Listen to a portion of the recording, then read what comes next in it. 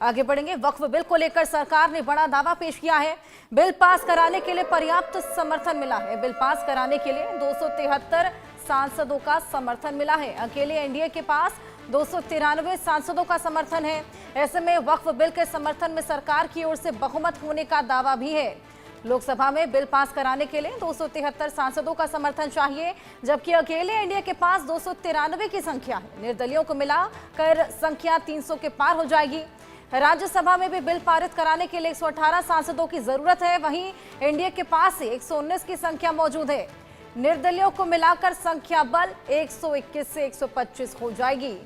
तो वक्फ बिल जिस पर लगातार हम देख रहे हैं भारी आक्रोश मुस्लिम संगठनों द्वारा देखने को मिला, अब ऐसे में बिल पास कराने के लिए यहां पर 273 सांसदों का समर्थन मिल गया है। अकेले एनडीए के पास ही 293 सांसदों का समर्थन है और अब आक्रोश मुस्लिम संगठनों में और ज्यादा बढ़ गया है। जिस तरीके से समर्थन एनडीए का और यहां पर संख्या बल 121 से 25 हो गई। नहीं, वक्फ बोर्ड के खिलाफ हैं हम लोग। इसलिए खिलाफ हैं क्योंकि भारतीय जनता पार्टी हर जगह हस्तक्षेप करना चाहती है। भारतीय जनता पार्टी हर जगह अपना कंट्रोल चाहती है। ये भारतीय जनता पार्टी किससे क्या कहलवा दे, किससे क्या करवा दे, ये भारतीय जनता पार्टी का कमाल है। या नीतीश कुमार, कांग्रेस पार्टी के सर्टिफिकेट की कोई जरूरत नहीं है। वो अपने गिरेबान में झांक के देखें। कितना साल इस देश में शासन किए, बिहार में कितना साल शासन किए, मुसलमानों के लिए क्या किया उन्होंने, उसका भी तो बताएं। नीतीश कुमार जी को सर्टिफिकेट की जरूरत नहीं है। नीतीश कुमार जी ने पिछले 20 वर्षों में मुसलमानों के हक में उनके सामाजिक, आर्थिक, शैक्षणिक उत्थान के लिए जो काम किया है, वो देश की आज़ादी के बाद किसी राज्य में आज तक किसी सरकार ने काम। नीतीश कुमार जी ने भागलपुर का जो दंगा हुआ था जिसमें हजारों मुसलमान मारे गए थे, किसके शासनकाल में हुआ? कांग्रेस पार्टी के शासनकाल में हुआ। क्या किया कांग्रेस पार्टी? नीतीश कुमार जी ने सभी दंगा पीड़ित परिवारों को न्याय दिया, और न्याय ही नहीं दिया, जो बेवा हो गई थी उन सबों को आज तक वो पेंशन दे रहे हैं। उनके सर्टिफिकेट की जरूरत है नीतीश कुमार जी को।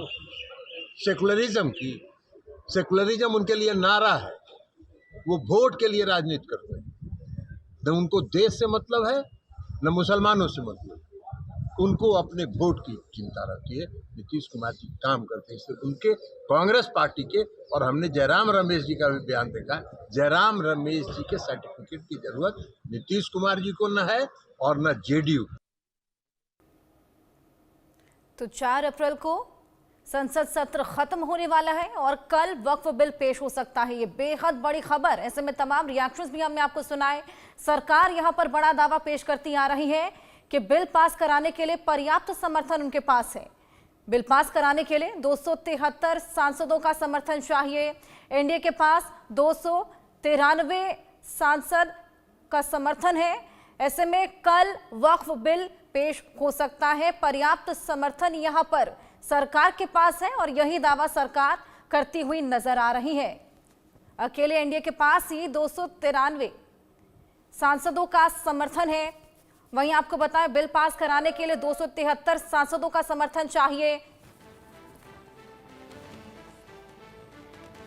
ऐसे में वक्फ बिल के समर्थन में सरकार की ओर से बहुमत होने का दावा भी किया गया है और कल वक्फ बिल पेश किया जा सकता है। लोकसभा में बिल पास कराने के लिए 273 सांसदों का समर्थन चाहिए, जबकि अकेले एनडीए के पास 293 की संख्या है। निर्दलियों को मिलाकर संख्या 300 के पार हो जाएगी।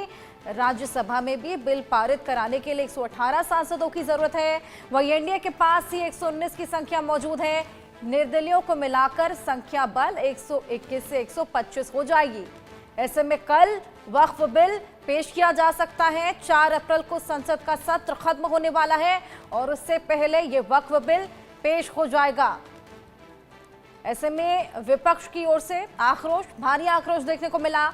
तमाम रिएक्शंस भी हमने आपको सुनवाए और हमने दिखाया आपको किस तरीके से लगातार इस बिल को लेकर आक्रोश देश भर में मुस्लिम संगठनों का देखने को मिला था। लेकिन अब सरकार ये बेहद बड़ा दावा कर रही है, कल लोकसभा में वक्फ बिल पेश हो सकता है, वो भी पर्याप्त समर्थन के साथ। संजय शर्मा सीनियर एडिटर हमारे साथ जुड़ गए हैं। संजय जी, 4 अप्रैल तक सत्र चलने वाला है, ऐसे में पर्याप्त समर्थन का दावा यहां पर सरकार ने कर दिया है, तो कल क्या वक्फ का बिल पेश हो जाएगा? देखिए, आज थोड़ी देर में बीएससी की मीटिंग होगी, बिजनेस एडवाइजरी कमेटी की बैठक होगी, जिसमें सभी दलों के फ्लोर लीडर्स इसमें शामिल होते हैं और इसी बैठक में तय हो जाएगा कि वक्फ बिल कितनी तारीख को किस समय पेश किया जाएगा और कितना समय डिस्कशन के लिए रखा जाएगा। जहां तक सरकार की बात है तो सरकार ने सभी विपक्षी दलों के नेताओं से बातचीत करने का सिलसिला शुरू कर दिया। 5 केंद्रीय मंत्रियों को जिम्मेदारी दी गई है। केंद्रीय गृह मंत्री अमित शाह, रक्षा मंत्री राजनाथ सिंह, जेपी नड्डा, पीयूष गोयल और किरण रिजिजू, ये 5 केंद्रीय मंत्री विपक्षी दलों के नेताओं से अलग अलग बैठकें करेंगे, अलग अलग मीटिंग करेंगे, अलग अलग बातचीत करेंगे। साथ ही साथ इसके अलावा एनडीए के नेताओं से भी बातचीत करने का सिलसिला शुरू हो चुका। तो बीजेपी की जो सहयोगी दल है उनसे लगभग सभी लोगों से जेपी नड्डा बात करेंगे, जो बीजेपी के राष्ट्रीय अध्यक्ष भी हैं। साथ ही साथ केंद्रीय गृह मंत्री अमित शाह ने भी आज बात की है। बिहार के मुख्यमंत्री नीतीश कुमार से बात की है। आंध्र प्रदेश के मुख्यमंत्री चंद्रबाबू नायडू से बात की। तो दोनों से बात करके उनको मनाने की बात की जा रही है। यह कहा जा रहा है कि उनके जो कंसर्न थे, जो उनकी आपत्तियां थी, वो जेपीसी में अमेंडमेंट में शामिल कर दी है। तो बिल जो ओरिजिनल बिल था उसमें टीडीपी और जेडीयू के द्वारा सुझाए गए सुझावों को शामिल किया गया। तो अब सरकार जो दूसरा जो बिल लेकर के आ रही है, नया बिल जो लेकर के आ रही है वक्त पे, उसमें सारे सुझावों को शामिल किया गया है और इन सुझावों को शामिल करने के बाद में सरकार को ऐसा लगता है कि एनडीए के सहयोगी दलों की ओर से कोई दिक्कत, कोई आपत्ति नहीं होगी। और जहां तक संख्या बल की बात है तो सरकार का दावा है कि लोकसभा हो चाहे राज्यसभा हो, दोनों सदनों में सरकार के पास में बहुमत का दावा किया जा रहा है। 293 की संख्या लोकसभा में एनडीए के पास पैसे मौजूद है। निर्दलियों को अगर मिला लिया जाए तो यह संख्या 300 के ऊपर बैठती है। इसी तरह से राज्यसभा में लगभग 118 सांसदों की आवश्यकता होगी बिल पारित कराने के लिए, क्योंकि यहां पर भी दोनों सदनों में सामान्य बहुमत से बिल पारित कराना होगा। लेकिन सरकार का दावा है कि उसके पास पे 115 से 119 सांसदों की संख्या एनडीए की राज्यसभा में भी मौजूद है और निर्दलियों के साथ की संख्या 122 से 125 हो सकती है। लिहाजा सरकार का यह दावा है कि संसद के दोनों सदनों में सरकार बिल को पारित करा लेगी। बिल्कुल संजय जी, जिस तरीके से तमाम प्रदर्शन हमने देखे देश भर में मुस्लिम संगठनों द्वारा, ऐसे में अगर ये बिल पास हो जाता है उसके बाद क्या होगा? आपके पास मैं वापस लौटूंगी, लेकिन इसी मामले को लेकर तमाम रिएक्शंस भी सामने आ रहे हैं। भारी आक्रोश यहां पर विपक्ष में आए, आपको सुनवाई। दृष्टि में तो ये एक असंवैधानिक काम है। सर लाने के लिए तैयार है, वो यही कर सकते हैं। डॉग विसिल पॉलिटिक्स के उस्ताद लोग हैं। वक्फ की संपत्ति में थोड़ा घालमेल है, इसकी बड़ी चिंता है उनको, ऐसा उन्होंने कहा है।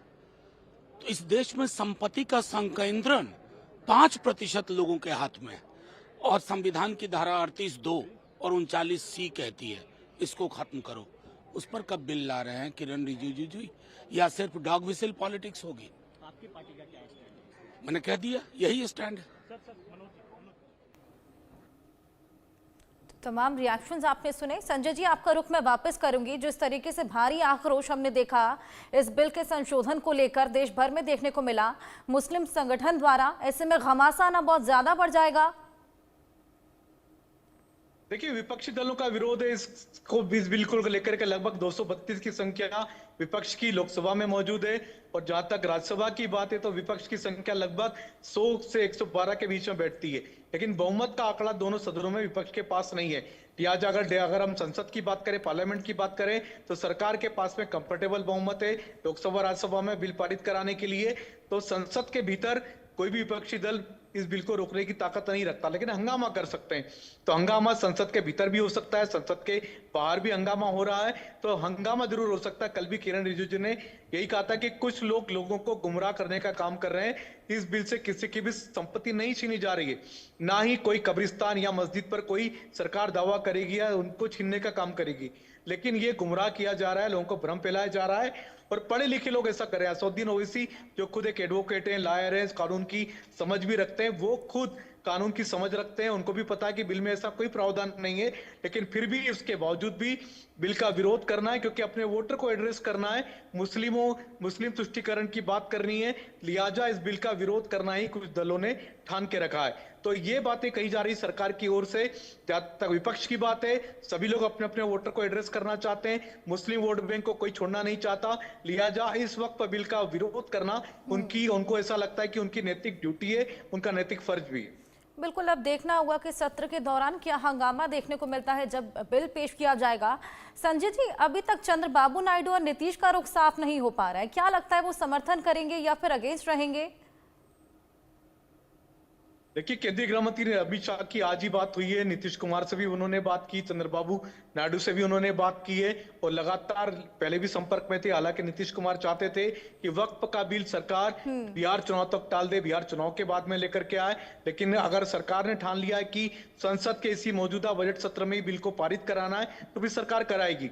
जहां तक जेडीयू की बात है तो जेडीयू ने अपने जो ऑब्जेक्शन से जो अपनी आपत्तियां थी वो पहले सरकार को बता दी थी और जेपीसी ने उन आपत्तियों को स्वीकार करके इन अमेंडमेंट के साथ में जेपीसी को अपनी रिपोर्ट सौंप दी थी।